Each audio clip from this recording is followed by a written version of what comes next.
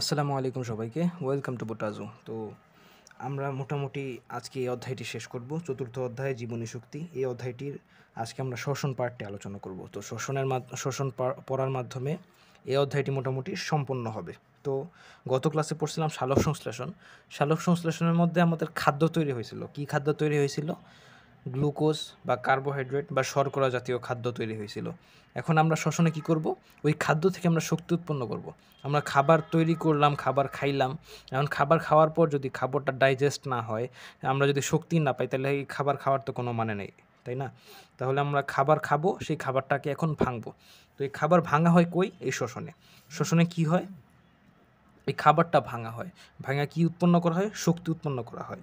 শর্করা ভেঙে শক্তি উৎপন্ন হয়। শর্করা ভেঙে শক্তি উৎপন্ন হয়। আচ্ছা, শর্করা ভেঙে শক্তি উৎপন্ন হয়। এই শর্করাটা কই থেকে আসছে? এই শর্করাটা আসছে ফটোসিনথেসিস থেকে বা সালোক সংশ্লেষণ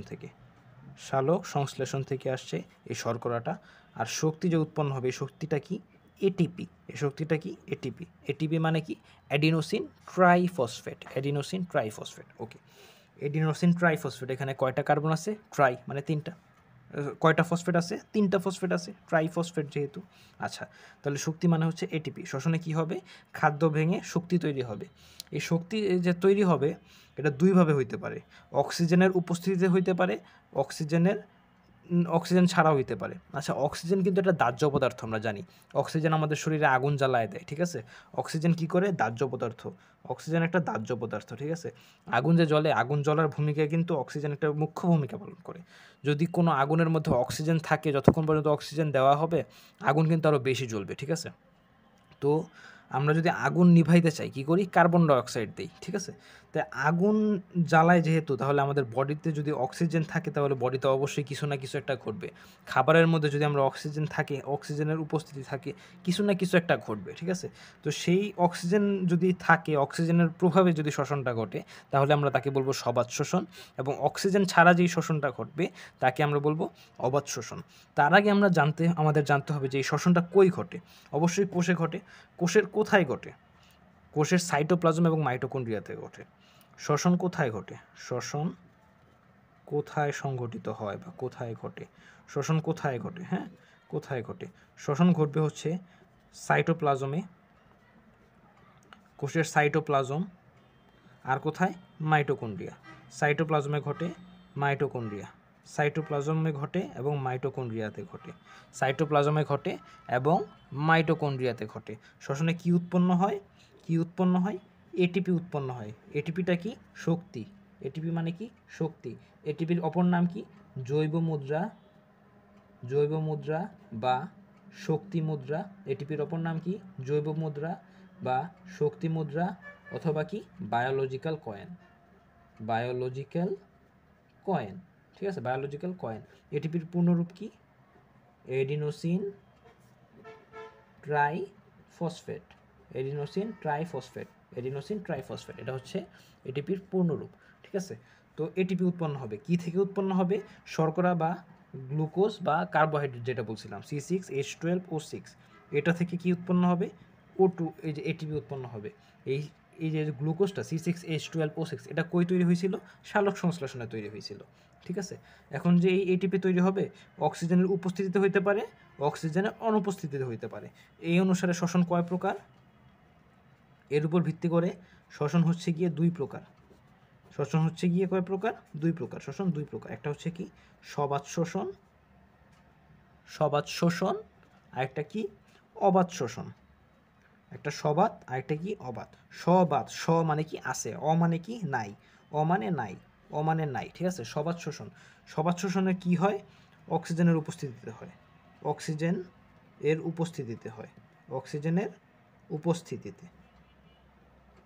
অক্সিজেনের উপস্থিতিতে হয়। অবাত শোষণে কি হয়? অক্সিজেনের অনুপস্থিতিতে হয়।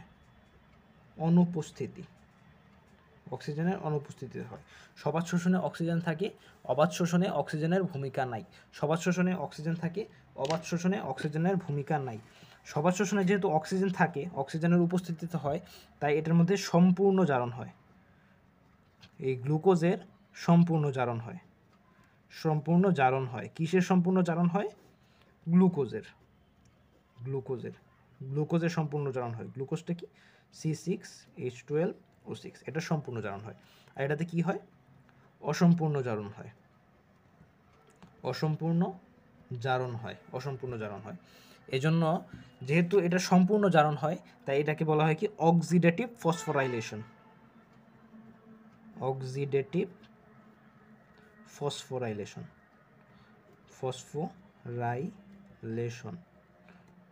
অক্সিডেটিভ ফসফোরাইলেশন ঘটে। যেহেতু অক্সিজেনের উপস্থিতিতে হয় এবং সম্পূর্ণ জারণ হয়, তাই আমরা বলতে পারি যে অক্সিডেটিভ ফসফোরাইলেশন ঘটে। আর এটাতে অক্সিডেটিভ ফসফোরাইলেশন ঘটে না। অবাত শোষণে অক্সিডেটিভ ফসফোরাইলেশন ঘটে না, ঠিক আছে। আর আরেকটা কি বলতে পারি যে সবাত শোষণে হচ্ছে বেশি শক্তি উৎপন্ন হয়। সবাত শোষণে বেশি শক্তি উৎপন্ন হয়। যেহেতু অক্সিডেটিভ ফসফোরাইলেশন বা সম্পূর্ণ জারণ ঘটে, তাই বেশি শক্তি উৎপন্ন হয়। বেশি শক্তিটা কত? বেশি শক্তিটা হচ্ছে আপনাদের ক্লাসে আপনারা পড়বেন 38 ATP, আবার উপরের ক্লাসে যখন পড়বেন তখন পড়বেন হচ্ছে গিয়ে 36 ATP। আপনারা এখন পড়বেন কত? 38 ATP। 38 ATPতে কত কিলো ক্যালোরি হবে? 686 কিলো ক্যালোরি পার মোল, ঠিক আছে। 686 কিলো ক্যালোরি পার মোল বা 38 ATP। এবং অবাত শোষণের ক্ষেত্রে কত অণু? কম শক্তি উৎপন্ন হবে। কম শক্তিটা কত? কম শক্তি হচ্ছে কি 2 ATP। অনলি 2 অণু ATP তৈরি হবে। আর এটাকে যদি কিলো ক্যালোরিতে হিসাব করি তাহলে হবে 56 কিলো ক্যালোরি পার মোল। আচ্ছা, এটিপির সাথে কিভাবে হিসাবটা করবেন? 28 দ্বারা গুণ করবেন, ঠিক আছে। 38 ATP ছিল সবাত শোষণে, ইন্টু 28 করেন। 28 যদি করেন তাহলে কত হয়? 8 8 64, 4 হাতের আছে কত? 6, 3 8 24, আর 6 কত হয়? 30। তারপর হচ্ছে 8 2 16, 6 হাতের আছে 1, 3 2 6 আর 1 কত হয়? 7। তাহলে কি হয়? 4 6 7 8 9 10। মিস্টেক হয়ে যাচ্ছে, তাই না? হ্যাঁ, মিস্টেক তো হচ্ছেই। সরি, আপনি কত দিয়ে গুণ করবেন? 18 দিয়ে। 18 দিয়ে গুণ করে দেখি কত হয়। 8 8 64, 4, এটা তো ঠিকই আছে। তারপর হচ্ছে 38 হয়। আচ্ছা, 38 হয়। এখন দেখি কত হয়? 4, আর এটা কত হয়? 8, আর 3 আর 3 6, 684, ঠিক আছে। কাছাকাছি মান আসছে। ঠিক আছে, কাছাকাছি মান আসছে। এভাবে মিলানো সম্ভব হয় না। ঘটনা কি আসলে? এটা 10 দ্বারা গুণ করার কথা। উপরের ক্লাসে মোটামুটি 10 দ্বারা গুণ করে 20 কিলো ক্যালোরি হয়, আর ওই দিক দিয়ে হচ্ছে কত হয়? 380 হয়। বাট এখানে মোটামুটি অঙ্কটা মিলতেছে না। যাই হোক, একটু কষ্ট করে মনে রাখার ট্রাই করেন, ঠিক আছে। যে 686 কিলো ক্যালোরি পার মোল, আর এদিকে 2 ATP দিয়ে হচ্ছে 56 কিলো ক্যালোরি পার মোল। এটা আসলে আপাতত মনে রাখেন, কি আর করবেন। আচ্ছা, তাহলে এই ছিল মোটামুটি সবাত শোষণ এবং অবাত শোষণের পার্থক্য। এখন আমরা সবাত শোষণ এবং আচ্ছা, আরেকটা কথা বলা যায় যে সবাত শোষণে কি উৎপন্ন হয়? সবাত শোষণে হচ্ছে শক্তি উৎপন্ন হয় 38 ATP, ঠিক আছে। পাশাপাশি উপজাত কি উৎপন্ন হয়? উপজাত উৎপন্ন হয় হচ্ছে কি কার্বন ডাই অক্সাইড উৎপন্ন হয়, আর হচ্ছে গিয়ে পানি উৎপন্ন হয়। কার্বন ডাই অক্সাইড আর পানি উৎপন্ন হয়। আর অবাত শোষণে কি উৎপন্ন হয়? ল্যাকটিক অ্যাসিড বা ইথাইল অ্যালকোহল উৎপন্ন হয়। ল্যাকটিক অ্যাসিড উৎপন্ন হয় অথবা কি ইথাইল অ্যালকোহল উৎপন্ন হয়। ইথাইল অ্যালকোহল, ল্যাকটিক অ্যাসিড বা ইথাইল অ্যালকোহল উৎপন্ন হয়, ঠিক আছে। আর কার্বন ডাই অক্সাইড উৎপন্ন হয়। এটা মোটামুটি আমাদের সবাত শোষণ এবং অবাত শোষণের পার্থক্য আমরা শেষ করলাম। এখন আমরা দুইটি শোষণ প্রক্রিয়ায় আলাদা আলাদা করে পড়ব, ঠিক আছে।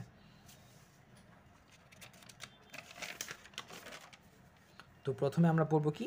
প্রথমে আমরা পড়ব হচ্ছে গিয়ে সবাত শোষণ। প্রথমে পড়ব হচ্ছে সবাত শোষণ। সবাত শোষণে কি হবে? অক্সিডেটিভ ফসফোরাইলেশন ঘটবে, মানে অক্সিজেনের ভূমিকা আছে।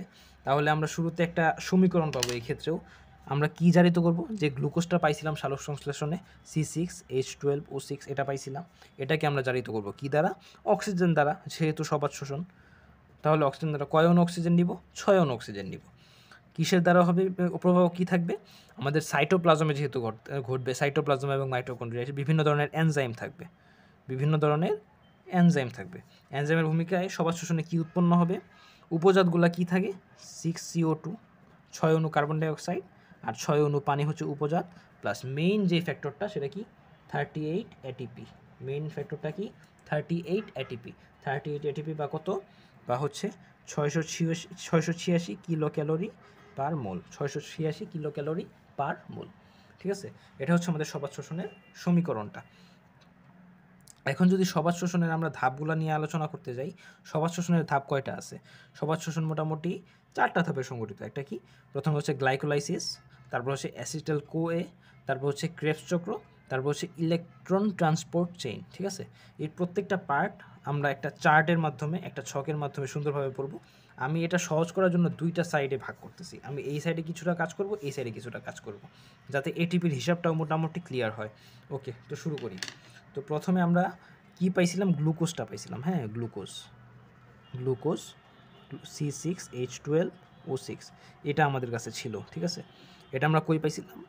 সালোক সংশ্লেষণ প্রক্রিয়ায় এটা তৈরি করছিলাম গ্লুকোজটা। এখন গ্লুকোজটা কি হবে? গ্লুকোজটা ভাঙা হবে। গ্লুকোজটা অক্সিজেনের উপস্থিতিতে ভাঙা হবে। ভাঙা হওয়ার প্রথমে যে প্রক্রিয়াটা, সেটা হচ্ছে কি গ্লাইকোলাইসিস প্রক্রিয়া। সেটা হচ্ছে কি গ্লাইকোলাইসিস প্রক্রিয়া। গ্লাইকোলাইসিস প্রক্রিয়া। ঠিক আছে, তো গ্লাইকোলাইসিস প্রক্রিয়ায় প্রথমে কি উৎপন্ন হবে? আমাদের 4 অণু এটিপি তৈরি হবে, 4 অণু এটিপি তৈরি হবে, আর 2 অণু NADH2 উৎপন্ন হবে। NADH2 বা NADH প্লাস H প্লাস উৎপন্ন হবে। 4 অণু এটিপি, 4 অণু এটিপি, 2 অণু NADH প্লাস H প্লাস উৎপন্ন হবে। পাশাপাশি আমাদের 2 অণু পাইরুভিক অ্যাসিড উৎপন্ন হবে। পাইরুভিক অ্যাসিড, এই যে পাইরুভিক অ্যাসিড একটা, এই সাইডে আরেকটা দিলাম, পাইরুভিক অ্যাসিড। 2 অণু পাইরুভিক অ্যাসিড উৎপন্ন হবে। 2টা আলাদা কেন লিখলাম? কারণ 2টা আলাদা আলাদাভাবে বিক্রিয়া করবে। এটা এটার মতো বিক্রিয়া করবে, এটা এটার মতো বিক্রিয়া করবে, বাট 2টা বিক্রিয়াই সেম হবে। ঠিক আছে, আমি আলাদা করে লিখলাম। তো প্রথমে আমাদের কোন ধাপটা গেল? প্রথমে আমাদের গেল গ্লাইকোলাইসিস ধাপটা। গ্লাইকোলাইসিস ধাপে কী হলো?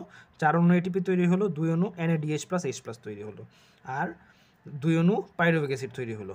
আর এই গ্লাইকোলাইসিস ধাপে আমাদের 2 অণু এটিপি খরচ হয়ে যায়। 2 এটিপি এটা আমাদের কী হয়েছে? খরচ হয়েছে। 2 এটিপি আমাদের খরচ হয়েছে। 4 অণু যে উৎপন্ন হইলো, 2 অণু খরচ হয়ে গেল। তাহলে নিট এটিপি কত থাকে? নিট এটিপি থেকে 2 এটিপি। নিট থাকে কত? 2 এটিপি। এখানে 2 এটিপি থাকে, আর 2 অণু NADH প্লাস H প্লাস থাকে। এটা হচ্ছে নিট থাকে, মানে সব শেষে থাকে আর কি। কারণ কি 2 অণু তো খরচই হয়ে যায়। 4 অণু যে উৎপন্ন হইলো, তারপর 2 অণু এখানে খরচ হয়ে গেছে। এখন আমরা কি করব? পাইরুভিক অ্যাসিড কীভাবে বিভাজিত হইতেছে তা দেখব। তো পাইরুভিক অ্যাসিডের ক্ষেত্রে আমরা দেখব যে এখানে কার্বন ডাইঅক্সাইড বের হবে কিছু। ঠিক আছে, প্রথমে কার্বন ডাইঅক্সাইড বের হয়ে যাবে। কার্বন ডাইঅক্সাইড যখন বের হইলো, তখন এখানে কি উৎপন্ন হবে? পাইরুভিক অ্যাসিড থেকে 2টার ক্ষেত্রেই CO2 বের হইলো। ঠিক আছে, এখন পাইরুভিক অ্যাসিড থেকে কি তৈরি হবে? পাইরুভিক অ্যাসিডের পরের ধাপটা কি? পরের ধাপ হচ্ছে অ্যাসিটাইল কোয়ে। গ্লাইকোলাইসিসের পরের ধাপ কি? Acetyl CoA. তো পাইরুভিক অ্যাসিডের পরের ধাপটা হচ্ছে অ্যাসিটাইল কোয়ে, মানে এখানে কি তৈরি হবে? অ্যাসিটাইল কোয়ে তৈরি হবে। অ্যাসিটাইল কোয়ের আগে কি তৈরি হবে? পাশাপাশি তৈরি হবে কি? এই পাইরুভিক অ্যাসিড থেকে একটা NADH প্লাস H প্লাস হবে, NADH প্লাস H প্লাস তৈরি হবে, আর এই পাইরুভিক অ্যাসিড থেকেও এক অণু NADH প্লাস H প্লাস তৈরি হবে, এক অণু করে। আমাদের সময় বইয়ে 2 অণু দেওয়া ছিল, 2 অণু করে দেওয়া ছিল, ওটা ভুল ছিল। ঠিক আছে, আপনাদের বইয়ে যদি ঠিক না করে থাকে তাহলে ঠিক করে নেন। এখানে প্রতিটা পাইরুভিক অ্যাসিড থেকে একটা করে NADH প্লাস H প্লাস তৈরি হবে। তাহলে টোটাল কয় অণু NADH প্লাস H প্লাস? এখানে 2 অণু NADH প্লাস H প্লাস 2টি পাইরুভিক অ্যাসিড থেকে তৈরি হয়েছে। ঠিক আছে, এখন এখানে কি উৎপন্ন হবে? তারপর অ্যাসিটাইল কোয়ে। হ্যাঁ, অ্যাসিটাইল কোএনজাইম, অ্যাসিটাইল কোএ বা অ্যাসিটাইল কোএনজাইম, ঠিক আছে, অ্যাসিটাইল কোএ। তো অ্যাসিটাইল কোয়ের পরবর্তী ধাপটা কি? ক্রেবস চক্র। ঠিক আছে, কিন্তু অ্যাসিটাইল কোএ অবস্থা থেকে যখন ক্রেবস চক্রে যাবে, ক্রেবস চক্রে কী তৈরি হবে? ক্রেবস চক্রে যা তৈরি হবে তা লিখি। ক্রেবস চক্রে তৈরি হবে 3 NADH প্লাস H প্লাস, তারপর হচ্ছে এক অণু FADH2 প্লাস H প্লাস বা FADH2, তারপর হচ্ছে এক অণু GTP। ঠিক আছে, ক্রেবস চক্র থেকে। আচ্ছা, এই অ্যাসিটাইল কোয়ে থেকে একটা ক্রেবস চক্র। ঠিক আছে, তাহলে এটা থেকে আরেকটা ক্রেবস চক্র আসবে না? তাহলে এখানে আরেকটা হবে না? আরেকটা সেম হবে। সরি, একটু খারাপ হয়ে গেল চিত্রটা। হ্যাঁ, তাহলে এটা কি? এই যে সেম 3 NADH2, তারপর হচ্ছে FADH2, তারপর হচ্ছে কি GTP, এগুলো। তারপর এখান থেকে কি, এটা কোন ধাপে তৈরি হচ্ছে? ক্রেবস চক্র। আচ্ছা, ক্রেবস চক্রে। ক্রেবস চক্রটা একটা সাইকেল, যেহেতু এইভাবে ঘুরিয়ে দেওয়া হয়, ক্রেবস চক্র, ঠিক আছে, ক্রেবস চক্র। আর ক্রেবস চক্রেও 2 অণু CO2 বের হবে, ঠিক আছে, CO2 বের হবে, ঠিক আছে। তারপর লাস্টে কি আছে, ইলেকট্রন ট্রান্সপোর্ট সিস্টেম, ঠিক আছে। ইলেকট্রন ট্রান্সপোর্ট সিস্টেমে কি হয়, এই যে NADH2 প্লাস NADH2 পর হচ্ছে FADH2, এগুলো থেকে কি উৎপন্ন হয়, ATP তৈরি হয়, এগুলো ভেঙে ATP তৈরি হয়। কীভাবে তৈরি হয় আলোচনা করতেছি, আগে আমি এটা কমপ্লিট করি। তারপর দিন শেষে যা উৎপন্ন হবে CO2 প্লাস পানি, যে দুটো উপজাত আছে, উপজাতগুলো লিখলাম, আর হচ্ছে 38 ATP। এটাই হচ্ছে কি মূলত আমাদের সবশেষে যে উৎপাদটা হয় 38 ATPটা, ঠিক আছে। আমাদের কি হইলো, প্রথমে গ্লুকোজ ছিল, গ্লুকোজটা আমরা কই পাইছিলাম, সালোক সংশ্লেষণে পাইছিলাম। এই গ্লুকোজটা ভাঙবে, অক্সিজেনের উপস্থিতিতে ভাঙবে, এই প্রক্রিয়ার নাম কি, গ্লাইকোলাইসিস। এটা কই হয়, সাইটোপ্লাজমে হয়। গ্লাইকোলাইসিসটা কই হয়, সাইটোপ্লাজমে হয়। গ্লাইকোলাইসিস হয় সাইটোপ্লাজমে, গ্লাইকোলাইসিস হয় সাইটোপ্লাজমে। তারপর হচ্ছে গিয়ে এই গ্লাইকোলাইসিসে কি উৎপন্ন হয়, 2 অণু পাইরুভিক অ্যাসিড উৎপন্ন হয়, 4 অণু ATP, 2 অণু NADH প্লাস H+ উৎপন্ন হয়, ঠিক আছে। এর পরবর্তীতে যেহেতু 2 অণু ATP খরচ হয়ে যায়, তাই নিট ATP কত থাকে, 2 ATP। তারপর হচ্ছে কি হয়, যে কার্বন ডাইঅক্সাইড মুক্ত হয় 2 অণু। তারপর হচ্ছে যে অ্যাসিটাইল কোয়ে যে ধাপটা আসে এর পরবর্তীতে, এই অ্যাসিটাইল কোয়ে ধাপের মধ্যে NADH প্লাস H+ তৈরি হয় 2 অণু, 2 অণু অ্যাসিটাইল কোয়ে থাকে, 2 অণু অ্যাসিটাইল কোয়ে থেকে 2 অণু NADH প্লাস H+ উৎপন্ন হয়। তারপর হচ্ছে কি হয়, অ্যাসিটাইল কোয়ে থেকে ক্রেবস চক্রে যায়। ক্রেবস চক্রে কি হয়, ক্রেবস চক্রে 3 অণু NADH প্লাস H+ করে মোট 6 অণু NADH2, ঠিক আছে। তারপর FADH2 টোটাল 2 অণু, GTP টোটাল 2 অণু, ঠিক আছে, এই উৎপন্ন হইলো। তারপর ইলেকট্রন ট্রান্সপোর্ট সিস্টেমে কি হয়, এই প্রতিটা ধাপে যেগুলো উৎপন্ন হয়েছে সবগুলো ভাঙবে, 3 NADH প্লাস H+ এগুলো থেকে ভেঙে ATP তৈরি হবে, ATP তৈরি হয়ে মোটমাট 38 ATP তৈরি হবে ইলেকট্রন ট্রান্সপোর্ট সিস্টেমে। আচ্ছা, এই হিসাবটা কীভাবে হয়, আচ্ছা, এক অণু NADH প্লাস H+ সমান সমান কত, এক অণু NADH প্লাস H+ সমান সমান 3 ATP, এক অণু FADH2 সমান সমান কত, এক অণু FADH2 সমান সমান 2 ATP। এরপর হচ্ছে এক অণু GTP ইজ ইকুয়াল টু এক অণু ATP, মানে GTP আর ATP হচ্ছে দুটো একই জিনিস আসলে, ঠিক আছে। তো এই কাজটা কোথায় ঘটে, এই কাজটা ঘটে মূলত ইলেকট্রন ট্রান্সপোর্ট চেইনে বা ইলেকট্রন ট্রান্সপোর্ট সিস্টেমে, ইলেকট্রন ট্রান্সপোর্ট সিস্টেম বা ETS, ইলেকট্রন ট্রান্সপোর্ট সিস্টেমে, ঠিক আছে। ইলেকট্রন প্রবাহতন্ত্র বলা হয় এটাকে, ইলেকট্রন প্রবাহতন্ত্র, ঠিক আছে। এই ঘটনাটা, এই কাজগুলো কোথায় ঘটে, এই কাজগুলো ঘটে হচ্ছে আমাদের একদম ক্রেবস চক্রের পরবর্তী যে ধাপ ইলেকট্রন ট্রান্সপোর্ট সিস্টেম, সেখানে ঘটে সবগুলো মিলে কি তৈরি হয়, ATPতে কনভার্ট হয়, সবগুলো যা আছে এই সবগুলো কিসে কনভার্ট হয়, ATPতে কনভার্ট হয়। তারপর হচ্ছে আমাদের মোটামুটি আমরা তাহলে গ্লাইকোলাইসিস পড়ে ফেললাম, অ্যাসিটাইল, এই যে গ্লাইকোলাইসিসটা পড়লাম, তারপর হচ্ছে অ্যাসিটাইল কোয়ে পড়লাম, ক্রেবস চক্র পড়লাম, আর লাস্টে এই যে ইলেকট্রন ট্রান্সপোর্ট চেইন যেটা আছে বা ইলেকট্রন ট্রান্সপোর্ট সিস্টেম, এটা পড়লাম, ঠিক আছে। এখন আমরা কি করব, যে ATPর যে হিসাবটা সেটা করব। তো ATPর হিসাবটা যদি করতে যাই, তাহলে আমি অপর পৃষ্ঠায় চলে যাই, একটু বড় হবে জায়গাটা। সবাত শোষণে ATP হিসাব, সবাত শোষণে ATP হিসাব, ঠিক আছে। তো সবাত শোষণে যদি ATP হিসাব করতে যাই, আমি প্রথমে দেখব কি, প্রথমে গ্লাইকোলাইসিস ধাপটা দেখব, ঠিক আছে, গ্লাইকোলাইসিস, ঠিক আছে। এটা হচ্ছে ধাপ, হ্যাঁ, ধাপের পর আমরা কি করব, যেই বস্তু উৎপাদিত হয়েছে, উৎপাদিত বস্তু, তারপর হচ্ছে যা খরচ হয়েছে বা ব্যয়িত বস্তু, তারপর হচ্ছে নিট উৎপাদ, সবশেষে যা উৎপন্ন হয়েছে আর কি, ঠিক আছে, নিট উৎপাদ। তো এই আকারে হচ্ছে আমি ছকটা সাজাবো, ঠিক আছে। তো সবার প্রথমে হচ্ছে গ্লাইকোলাইসিসে কি উৎপন্ন হয়েছে, গ্লাইকোলাইসিসে আমাদের উৎপন্ন হয়েছিল কি, 2 অণু, আচ্ছা দেখি, এই যে আমাদের গ্লাইকোলাইসিস 2 অণু পাইরুভিক অ্যাসিড, 4 অণু ATP, 2 অণু NADH প্লাস H+ উৎপন্ন হয়েছিল। গ্লাইকোলাইসিস প্রক্রিয়ায় 4 অণু ATP, তারপর হচ্ছে 2 অণু NADH প্লাস H+, তারপর হচ্ছে 2 অণু কি, 2 অণু পাইরুভিক অ্যাসিড উৎপন্ন হয়, 2 অণু পাইরুভিক অ্যাসিড উৎপন্ন হয়। আর কি খরচ হয়, 2 অণু ATP খরচ হয়, ঠিক আছে।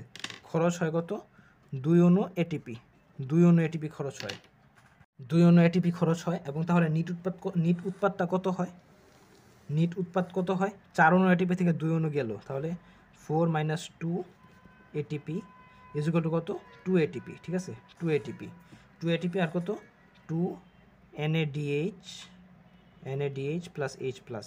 ঠিক আছে, আর হচ্ছে 2 অণু পাইরুভিক অ্যাসিডটা থাকলো, কারণ এই পাইরুভিক অ্যাসিডটা কী হবে? অ্যাসিটাইল কোয়েতে কনভার্ট হবে। ঠিক আছে, অ্যাসিটাইল কোয়েতে রূপান্তরিত হবে। তাহলে এখান থেকে যদি আমরা হিসাবটা করি, দেখি যে 2 অণু এটিপি তো আছেই, আর 2 অণু NADH প্লাস H প্লাস, তাহলে 2 আর হচ্ছে কত? 1 অণু NADH2 সমান কত ছিল? 1 অণু NADH2 সমান NADH প্লাস H প্লাস বা NADH2 একই, তো NADH2 সমান ছিল 3 ATP। তাহলে এখানে যদি 2 অণু আছে, তাহলে 2 × 3 ATP মানে কত? 6 ATP। তাহলে এখান থেকে কী পাইলাম? 2 অণু এটিপি পাইছি গ্লাইকোলাইসিসে, আর হচ্ছে 6 অণু এটিপি, এটা হচ্ছে নিট পাইলাম। তাহলে গ্লাইকোলাইসিসের টোটাল কত পাইলাম? টোটাল হচ্ছে 6 + 2 = 8 ATP আমরা টোটাল পাইলাম গ্লাইকোলাইসিসে। এই আমাদের গ্লাইকোলাইসিসের কাজ শেষ। গ্লাইকোলাইসিসে আমরা টোটাল কত পাইলাম? 8 অণু এটিপি পাইছি। ঠিক আছে, টোটাল 8 পাইছি, এই যে 2 আর এই যে 6 মিলে টোটাল 8 অণু এটিপি পাইলাম। তারপরে এখন আসি আমরা কিসে? এখন আসবো আমরা অ্যাসিটাইল কোয়েতে। অ্যাসিটাইল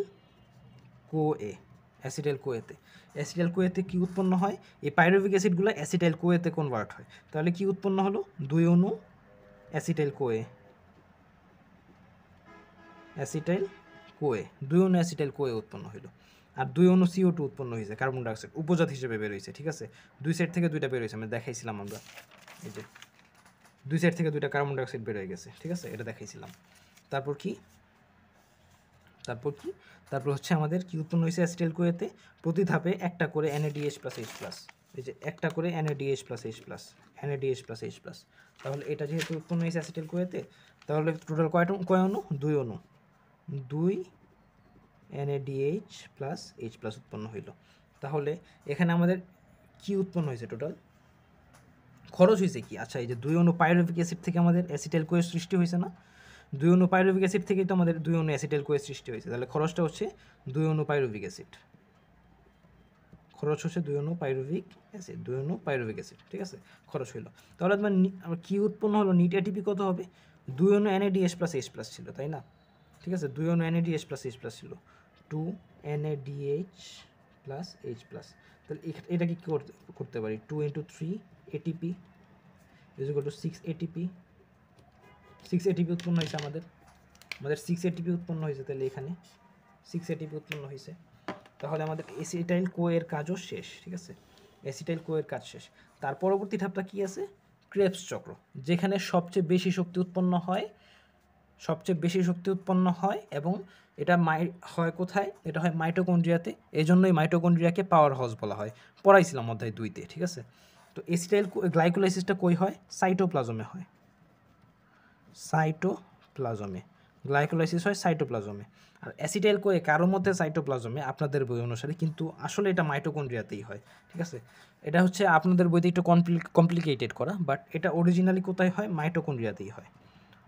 এটা মাইটোকন্ড্রিয়াতে হয়।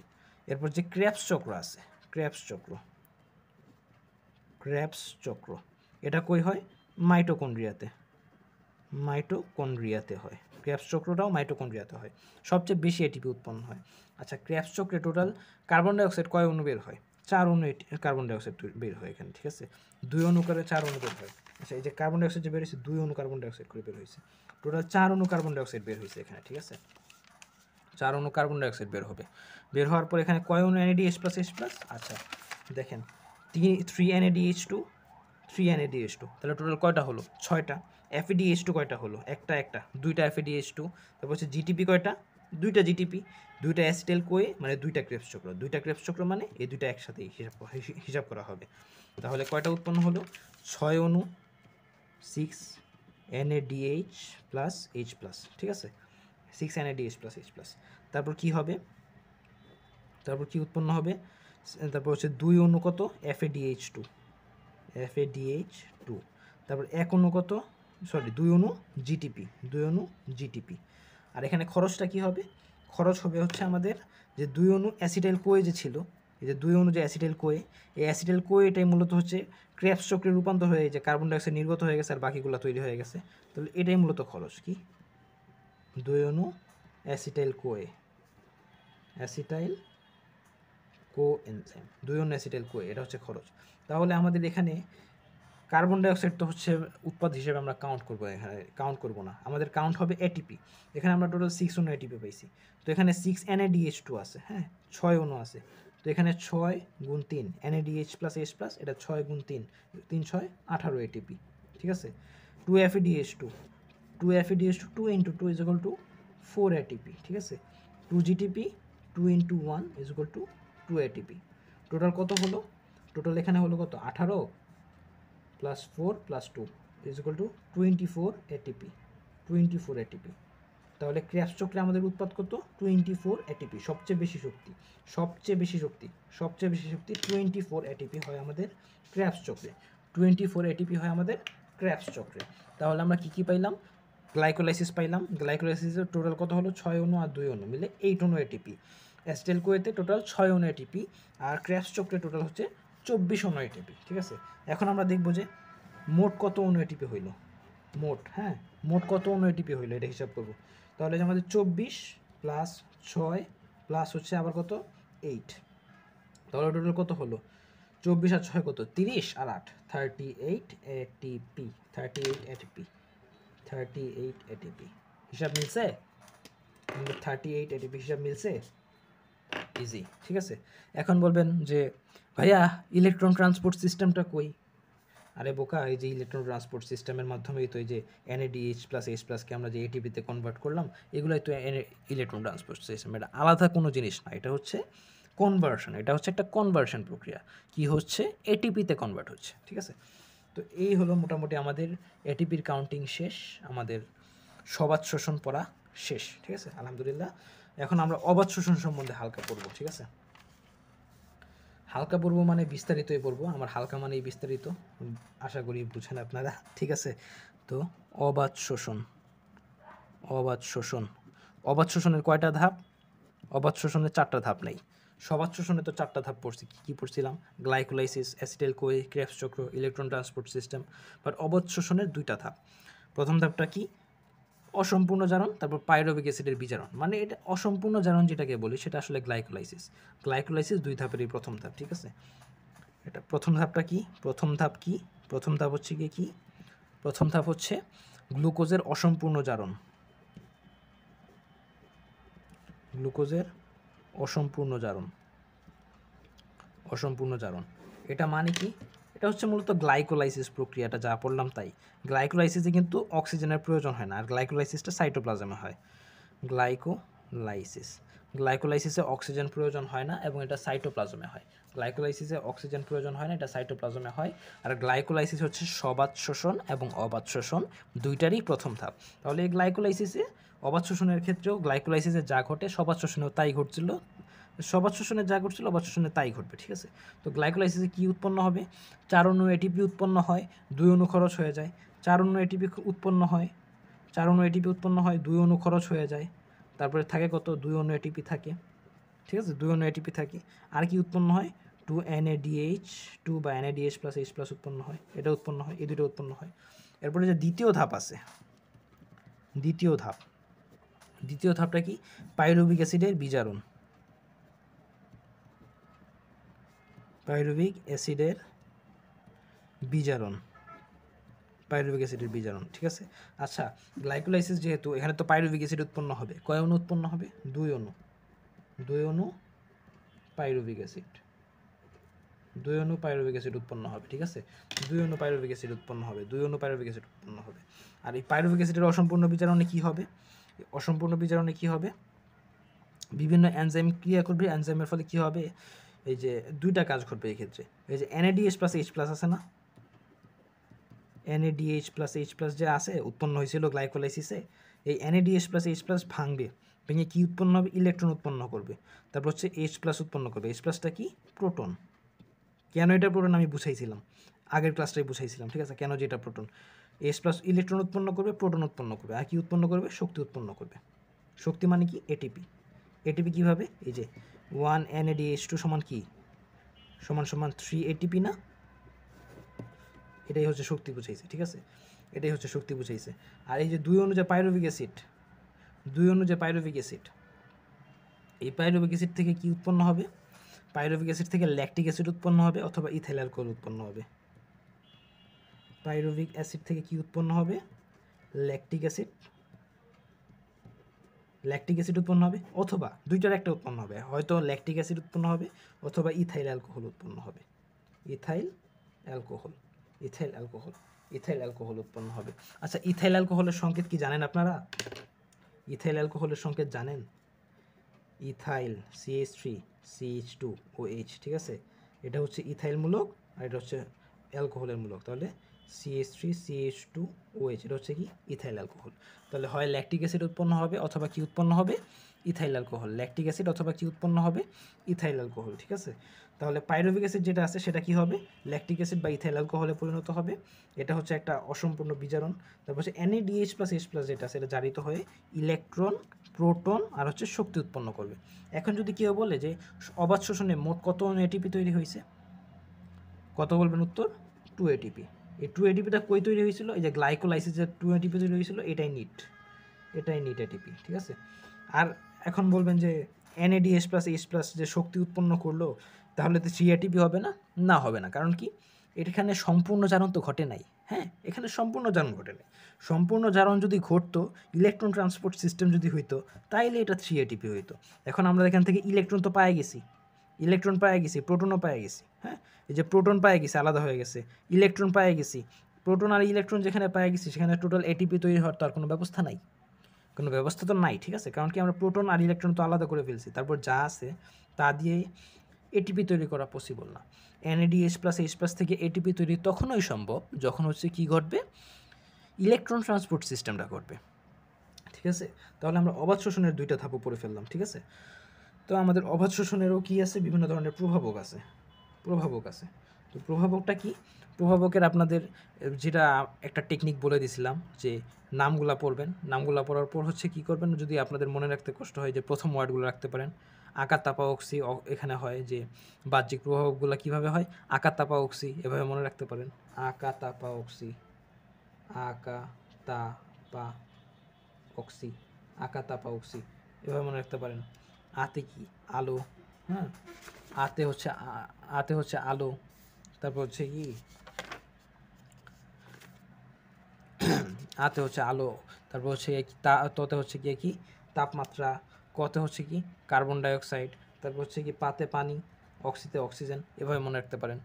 একবার রিডিং দিলে মোটামুটি বুঝে যাবেন। এগুলো মোটামুটি এই প্রভাবকগুলো MCQতে বেশি আসে, CQতে তেমন একটা আসে না। এখন যদি আমরা আলোচনা করতে যাই অবাধ শোষণের গুরুত্ব নিয়ে, অবাধ শোষণ এবং সবাধ শোষণ দুইটারই তো গুরুত্ব আছে নাকি? শোষণের গুরুত্ব,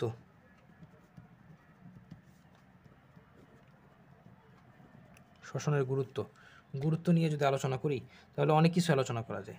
আমাদের শক্তি লাগে, খাদ্য ভাঙতে হয়। আচ্ছা, যদি ধরেন শুধু সালোক সংশ্লেষণই হইতাছে তাহলে তো কার্বন ডাইঅক্সাইড খালি জেনারেট হইতাছে, অক্সিজেন পাইতেছে না, কার্বন ডাইঅক্সাইড বন্ধ হয়ে যাইতেছে।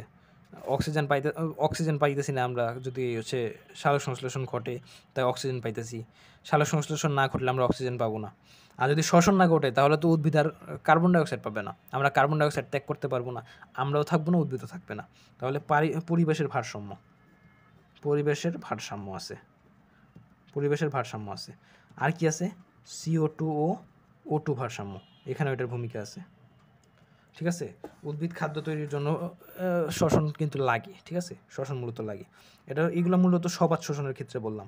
যদি অবাধ শোষণের কথা বলি, অবাধের ক্ষেত্রে যদি বলি, আচ্ছা, ব্যাকটেরিয়া কিন্তু অক্সিজেন সহ্য করতে পারে না। ব্যাকটেরিয়ার মধ্যে 3টা টাইপ আছে, ঠিক আছে। কিছু হচ্ছে বায়বীয়, কিছু অবায়বীয়, হ্যাঁ, বিভিন্ন ধরনের আছে। আর কিছু আছে হচ্ছে না বায়বীয় না অবায়বীয়, মাঝামাঝি একটা পর্যায়ে। ব্যাকটেরিয়া এই 3 ধরনেরই হয়। কিন্তু যেসব ব্যাকটেরিয়া হচ্ছে অবায়বীয় তারা অক্সিজেনের উপস্থিতিতে বাঁচতে পারে না। তো যারা অক্সিজেনের উপস্থিতিতে বাঁচতে পারে না তাদের ক্ষেত্রে অবাধ শোষণটা কি বেঁচে থাকার মাধ্যম, শক্তির একমাত্র মাধ্যম অবাধ শোষণ, শক্তির মাধ্যম হিসেবে কাজ করে অবাধ শোষণ ওইসব ব্যাকটেরিয়াদের ক্ষেত্রে। এরপর আমরা যে বলে যে দই তৈরি করি, এখানে লিখি দই তৈরি করি, এরপর হচ্ছে যে স্যানিটাইজার ইউজ করি আমরা, এরপর হচ্ছে বিভিন্ন পারফিউম ইউজ করি, এগুলোতে কী থাকে, অ্যালকোহল থাকে, ঠিক আছে। আবার উল্টাপাল্টা অ্যালকোহল মনে করবেন না, ঠিক আছে। ওইগুলোতেও মূলত এই অবাধ শোষণ প্রক্রিয়াটাই ঘটে, বাট আমি আর কি যেহেতু পড়াশোনা করাইতেছি একটু হালাল থাকার চেষ্টা করি। ওকে, অ্যালকোহল অ্যালকোহল তৈরি করা হয়।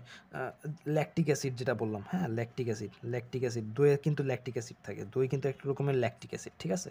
এরপর হচ্ছে অ্যালকোহল তৈরি করতে এগুলোর ক্ষেত্রে আমরা কী, আবার দুধের আরও কিছু আইটেম আছে, যেমন পনির হইতে পারে। এগুলো যে তৈরি হয় এগুলো কিন্তু অবাধ শোষণের মাধ্যমেই তৈরি হয়, অবাধ শোষণের মাধ্যমে তৈরি হয়, ঠিক আছে। এগুলো অবাধ শোষণের মাধ্যমে তৈরি হয়। তারপর হচ্ছে অ্যালকোহল তৈরির আরেকটা প্রক্রিয়া আছে, ফার্মেন্টেশন, ঠিক আছে। অ্যালকোহল যে তৈরি হয় এটা ফার্মেন্টেশন প্রক্রিয়ায় তৈরি হয়, ফার্মেন্টেশন প্রক্রিয়ায় তৈরি হয়। তো এই ফার্মেন্টেশন প্রক্রিয়া যে অ্যালকোহল তৈরি হয় এটা কিন্তু একটা অবাধ শোষণ প্রক্রিয়া, অক্সিজেনের অনুপস্থিতিতে ঘটে। তারপর হচ্ছে আমরা যে পাউরুটি দেখি, পাউরুটি প্রথমে কিন্তু ফুলে কিসের প্রভাবে, কার্বন ডাইঅক্সাইডের প্রভাবে। এই কার্বন ডাইঅক্সাইডের পাউরুটি যে ফুলছে, পাউরুটি ফোলা, পাউরুটি তৈরি, হ্যাঁ পাউরুটি তৈরিতে অবাধ শোষণ প্রক্রিয়াটা ব্যবহার করা হয়। কেন? কার্বন ডাইঅক্সাইডের প্রভাবে কী হয়, পাউরুটিটা ফোলে, ফেপে যায়। তারপর কার্বন ডাইঅক্সাইডের প্রভাবে যখন ফুলতে ফুলতে একসময় যখন আর ইয়া থাকে না, কি বলে ওইটাকে, স্ট্যাবিলিটি থাকে না, তখন থেমে যায়, ঠিক আছে। ভিতরে ফাঁপা যে তৈরি হয় এটা মূলত এই কার্বন ডাইঅক্সাইডের প্রভাবে তৈরি হয়। আর এই কার্বন ডাইঅক্সাইডটা কই থেকে আসে, এই অবাধ শোষণ থেকে এই কার্বন ডাইঅক্সাইডটা আসে, এর জন্য এই পাউরুটি তৈরি হয়। তো এইগুলো ছিল মোটামুটি আমাদের শোষণের আলোচনা, অবাধ শোষণের আলোচনা। আপনাদের বইতে একটা পরীক্ষা দেওয়া আছে শোষণ নিয়ে, দেখবেন এই যে দুই সাইডে দুইটা ফ্লাক্স নিচে, থার্মোফ্লাক্সের মধ্যে ছোলা বুট নিচে, ওইটা মোটামুটি একটু পড়বেন, ওইটা থেকে মাঝে মধ্যে কোয়েশ্চেন আসে সিকিউতে। আর ওইটা অত্যন্ত ইজিভাবে লেখা আছে, আপনারা মোটামুটি এটা একটু রিভাইজ দিবেন, দেখবেন আপনার কাছে ইজি লাগতেছে। তো আমাদের চ্যাপ্টার মোটামুটি কমপ্লিট, এখানে চ্যাপ্টার কমপ্লিটেড আলহামদুলিল্লাহ। মোটামুটি আমরা এই পর্যন্ত 4টা চ্যাপ্টার কমপ্লিট করছি, আর বাকি আছে আমাদের 10টা চ্যাপ্টার, তাহলেই আমাদের বায়োলজি শেষ করব আমরা। তো ততক্ষণ পর্যন্ত স্টে টিউনড উইথ পোটাজো। থ্যাংক ইউ সবাইকে আমাদের ক্লাসগুলো দেখার জন্য। আর ক্লাসগুলো ট্রাই করবেন আপনাদের ফ্রেন্ডদের সাথে শেয়ার করতে যদি আপনারা উপকৃত হয়ে থাকেন। আর ক্লাসগুলো যে করাচ্ছি মোটামুটি আমি যতগুলো ডাউট আছে সব সলভ করার চেষ্টা করতেছি, সবগুলো টপিক আলোচনা করার চেষ্টা করতেছি। আর কিছু টপিক আছে যেগুলা মানে খুবই মানে আপনারা পড়লেই বুঝতে পারবেন ইজিলি, আমি যদি বলতে যাই যেগুলো সময় নষ্ট আমি বললে, ওইগুলো শুধুমাত্র আমি স্কিপ করতেছি। গত ক্লাসগুলোতে তাও করি নাই, এখন আমি দেখলাম যে কিছু কিছু জিনিস আছে যেগুলো আসলে আমি না বললেও হয়, সেগুলো আমি আসলে করতেছি স্কিপ, যাতে আপনারাও কিছু একটু পড়াশোনা করেন বাসায়।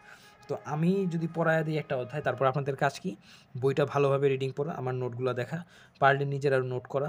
তারপর হচ্ছে এটার যে এমসিকিউগুলো আছে, সিকিউ আছে, কোনো না কোনো কিছু তো আপনাদের কাছে আছে, টেস্ট পেপার হতে পারে, গাইড হতে পারে। I think test paper is the best option for you. আপনারা এটা টেস্ট পেপারে সলভ করতে পারেন, তাহলে দেখবেন যে মোটামুটি আপনাদের জন্য ক্লিয়ার। তো ঠিক আছে, ধন্যবাদ সবাইকে, আসসালামু আলাইকুম।